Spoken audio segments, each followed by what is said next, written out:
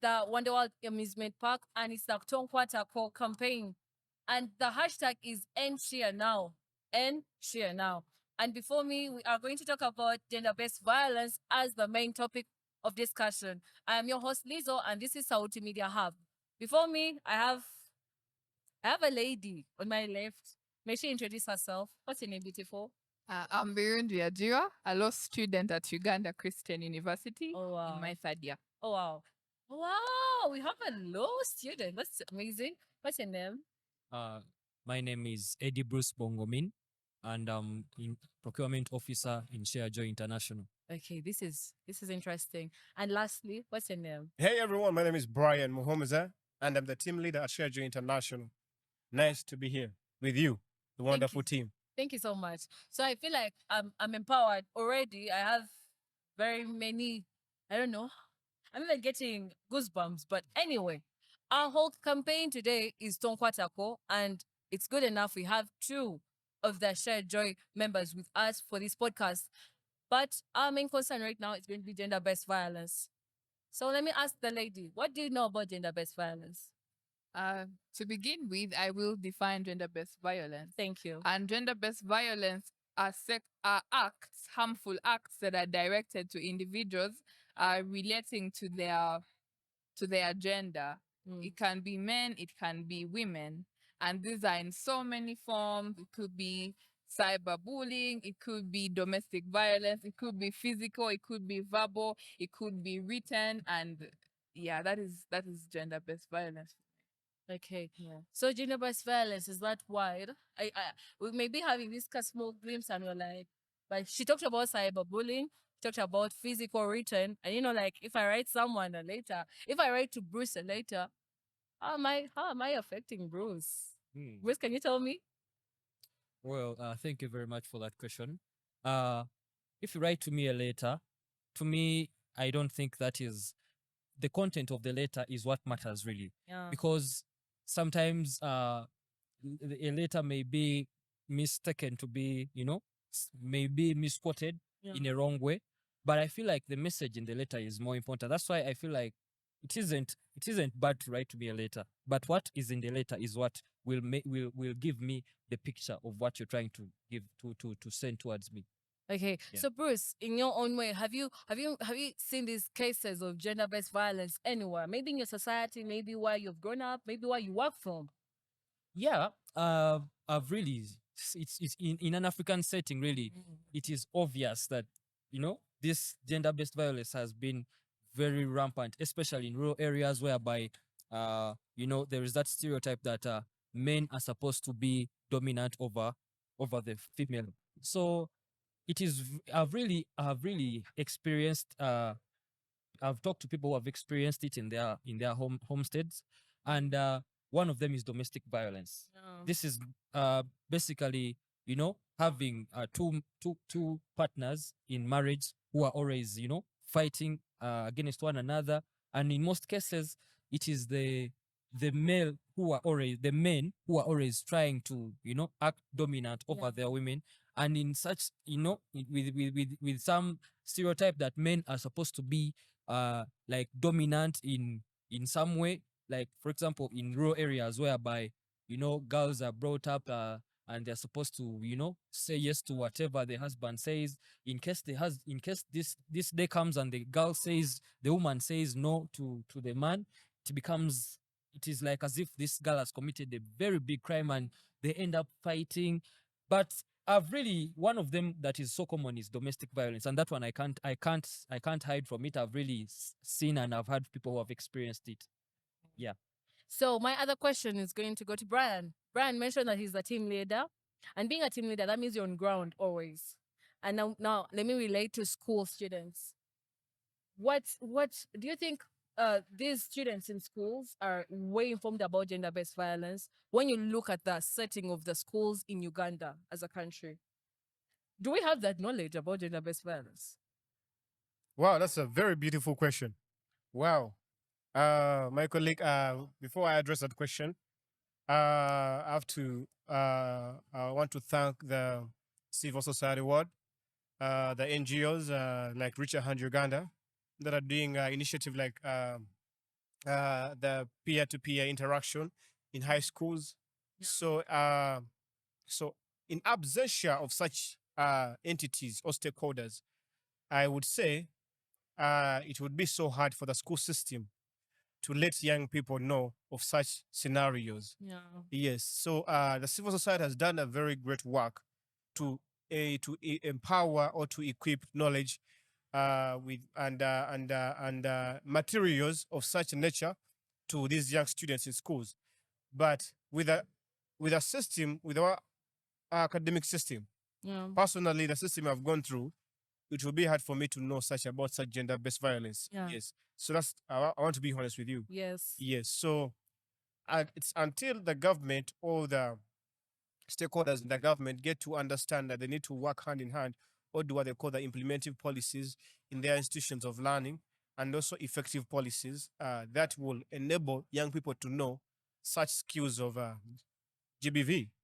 Yeah. So with our academic system, I can I totally disagree. So can you kindly advise these stakeholders, the government itself, so that they can put in something? Because you know the technological world that we're running in, it's running at a very high speed. Like in a glimpse of an eye, when and in a new year, it's September right now.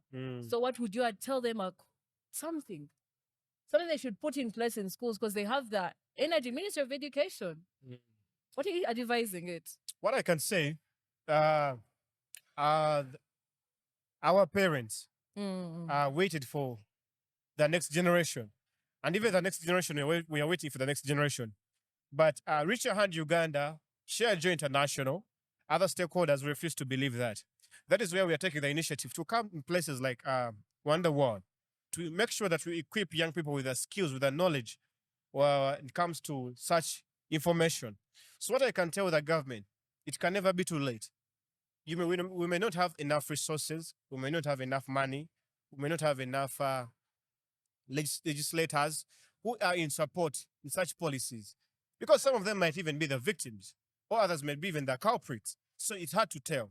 But what we can say, you need to learn, or maybe you have to incorporate the effective policies carried out by the civil society organization and implement them into your policies so that we run something that we know is going to be realistic, achievable, and smart. Yes. Thank you so much, Brian. So back to the lady. She mentioned she's a lawyer. So my question is, you know, there are very many things that take place, and gender-based violence is falling everywhere. To my small knowledge and what I've read and researched, I feel like gender-based violence is not just in homes, it's everywhere. It's just like Tonkwa Tako campaign. It's everywhere. So what are you telling those criminals out there, people practicing GBV as a lawyer? What are the repercussions of that? Okay, thank you so much. You mentioned that I'm a lawyer, and there are laws in Uganda Yes. that actually are against sexual harassment. The Penal Code Act provides for that. The Child Offences Act also provides for that. So gender-based violence has become rampant that some people are actually not aware of it. That is the sad part, because it is pretty wide. We have cyberbullying. Recently, we had videos of Nampera and Gashiba. Yes. And it was good that we saw the police coming to arrest the man that was releasing these videos. Why? Because it is against humanity. It is against human rights to actually release my privacy to the public. And that is a form of gender-based violence against the women that some of the people may not know of. So there are laws in Uganda that actually are against gender-based violence. Look at domestic violence. There are laws against domestic violence in Uganda. The UNHCR, that's the United Nations Human Rights Commission, also provides for laws that are against gender-based violence, domestic violence, be it human trafficking. So there are laws in Uganda that are against gender-based violence in all its forms. So whoever is there, and there are provisions for the victims too, and that is the good part. That Okay. whoever is being harassed, the victims and the perpetrators all all have an end. So whoever is there and is planning to evolve in Themselves those with that, forms, yes, yeah. or has been abused, it is so sad. Such campaigns come in to identify such people, like Tonkwata Po here, identifying with Share Joy and coming around to interact with Share Joy will have you closer to justice, because so many people have, there's so many effects that come with gender-based violence, depression and all that, poor nutrition. But why wait to face all that? Why not involve with such campaigns so that you're closer to justice? Because the laws of Uganda actually provide for remedies to all those. So I'm still asking another question for everyone out there, including myself. So if I've had this, I've passed through GBV, why am I supposed hate to, like, where am I supposed to run to? Because I don't feel like, okay, am I supposed to go to the hospital? I'm supposed to do what? Consult my mom? Or what, which laws, where am I supposed to hate to? Which people are going to help me out? Thank you so much. There's the police. The police is a body in the government. So, and every district, not even a district, most of those counties and sub-counties usually have police stations. Rushing to the police station would be of help. Going to hospital, most of these doctors are usually advised to there's been stories of abortion, and if the if the person that is going to carry out an abortion is not of age, then the doctor ought to report. So it is the same with these forms of violence, be it domestic violence. If you reach hospital and you've been battered, then the doctors ought to give a report of what are the kinds of injuries that you've had on your body, so that as they're following up your case in court, then they will follow up a doctor's report. So hospitals can be one of those places where you can get to, because the doctors can easily report, and also police stations. There's always the probation officers in districts. Those are people that can also get you closer to justice, because these are legal officers, disguised legal officers. Probation officers too could be of help. Yeah. So I think everything has been brought out. If you are facing any form of GBV, gender-based violence, there is the police, probation officers, the hospitals themselves. We undermine most things, but we have the help at hand. It's just that we don't have the right information. That is the reason why Reach A Hand Uganda, Sautiplus Media Hub, and Share Joy International are here with this campaign of Tonkwatako to make sure we are aware gender-based violence, sexual harassment, human trafficking, everything, cyberbullying. She mentioned a very critical stage of cyberbullying. And I'll take this back to him as my last question. You know, cyberbullying, you know, all of us right now, every youth owns a smartphone. And you know, there is a saying, you know, that memes be memeing every time. And they be like, at least I'd rather go hungry, but have data. The whole reason is to see what's happening. Yeah. But actually, most cases, we all look for that information that, you know, we have Twitter. And Twitter, you just can see what's trending. And, you know, for the past day, we had Gashumba trading. Before we knew it, it was Nampera trending. And this is, to my information right now that I'm getting to know, this is part of GBV. So how are you advising the youths out there? Like, how are they supposed to handle those social media platforms? Is it to cyberbully? Is it to push a campaign like Tonkwatako? Is it to add on their knowledge? Because at times we may be having the equipment and tools, but we just don't know the actual use for them. Oh. So what are you telling them? Well, thank you very much for that question. What I can tell you is today we know we cannot run away from the world, from the technology that is coming up. And we have found ourselves sometimes, as the youth, people have started misusing technology. And there's also this thing among the youth that when you want to gain attention from the public, you must do something like you must talk about someone in an ill way. You must spread ill information about this person. Yeah. Well, really, it is so disturbing. And when people like for example Kashumba and Nampera, finding that the next day you're finding your videos everywhere.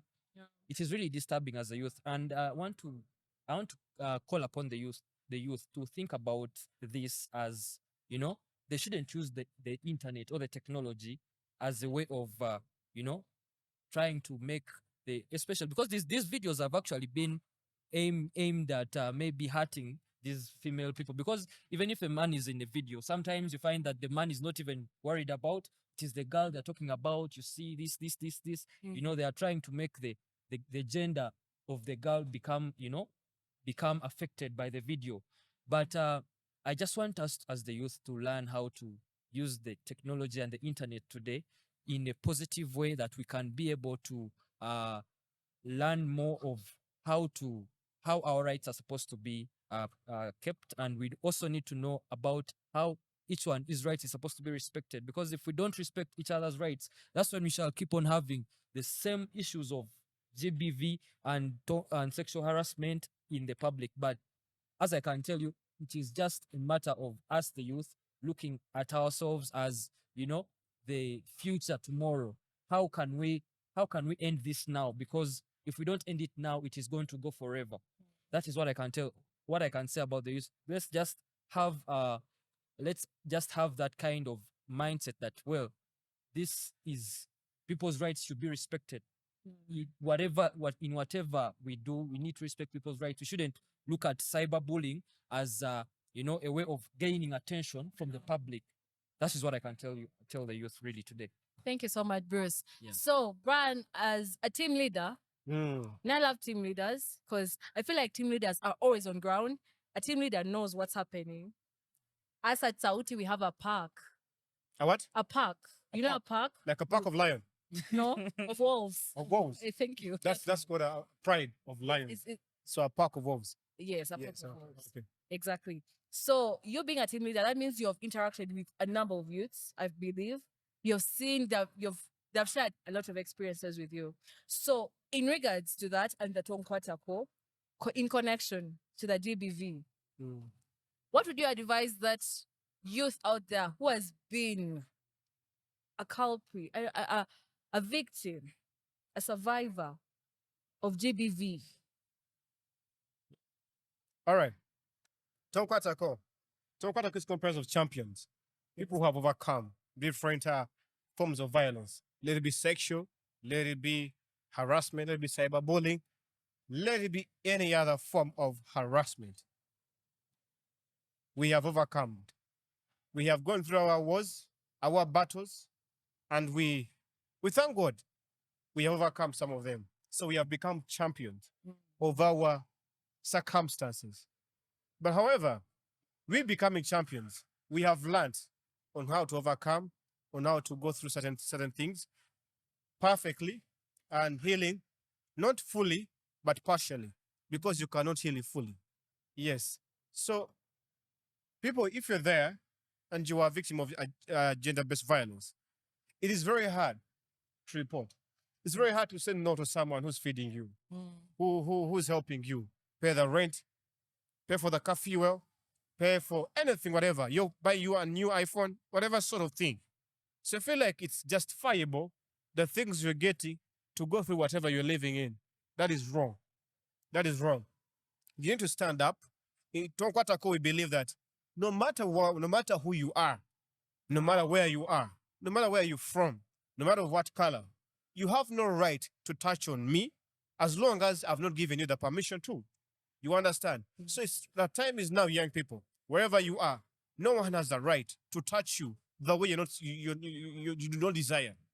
You have the right to accept certain things and to deny certain things. And no one's going to come for your rescue. Let it be us talking right now. No one. It is your personal initiative.